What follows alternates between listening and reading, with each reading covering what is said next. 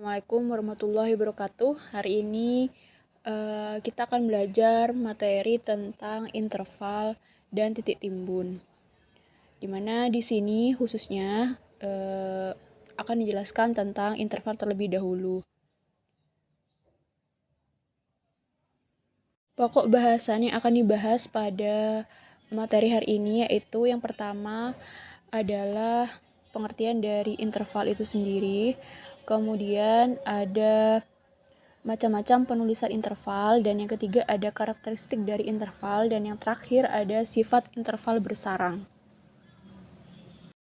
Mari kita terlebih dahulu memahami pengertian dari interval. Interval adalah himpunan bagian dari bilangan real yang terdiri dari semua bilangan di antara dua titik akhir tertentu. Interval terdiri dari dua macam, yaitu interval yang terbatas atau hingga, dan juga ada interval tak terbatas atau tidak hingga.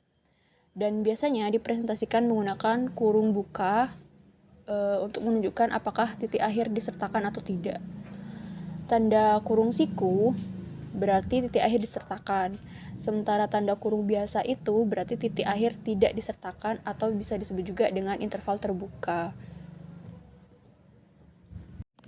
Selanjutnya, misalkan ada A dan B merupakan anggota bilangan real sehingga A kurang dari B, maka masing-masing dari himpunan-himpunan berikut disebut sebagai interval.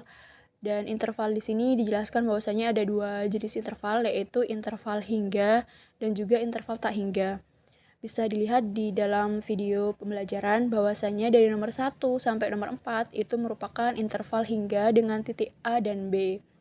Dimana di sini interval dari yang menggunakan kurung biasa dari titik A dan B ini merupakan yang pertama yaitu himpunan dari X anggota bilangan real di mana X-nya ini kurang dari B dan X-nya lebih dari A.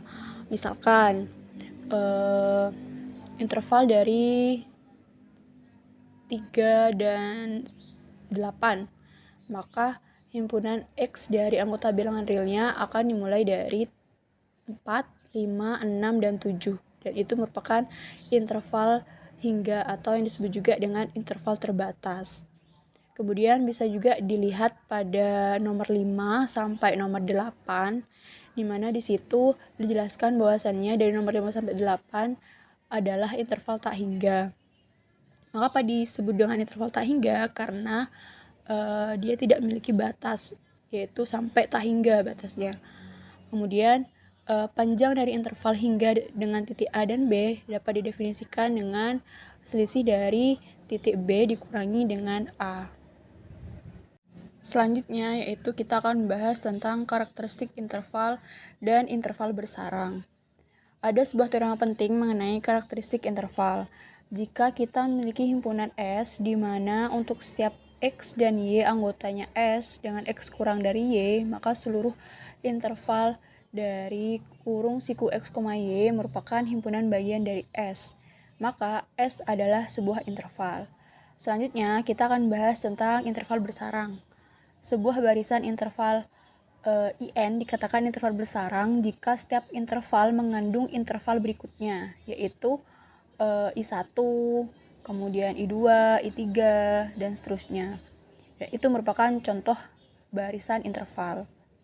Bisa diperhatikan pada video pembelajaran di bagian interval bersarang dengan ada catatan di bawah bahwasannya misalkan untuk setiap N anggota bilangan asli terdapat interval IN atau barisan IN interval bersarang jika berlaku I1-nya itu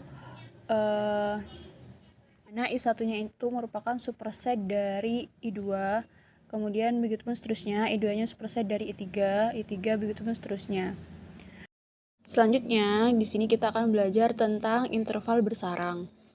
Sifat penting dari interval bersarang adalah jika kita punya barisan interval terbatas dan bersarang, IN merupakan interval terbatas dari AN dan BN, maka setidaknya satu bilangan real C yang merupakan titik persekutuan dari semua interval tersebut. Dengan kata lain, ada C merupakan anggota yang bilangan real, sehingga ada C juga yang merupakan anggota dari interval N. untuk setiap n merupakan anggota bilangan asli. Dan bukti dari sifat ini melibatkan konsep dari supremum. Selanjutnya di sini ada 2 latihan soal tentang interval dan juga tentang supremum infimum.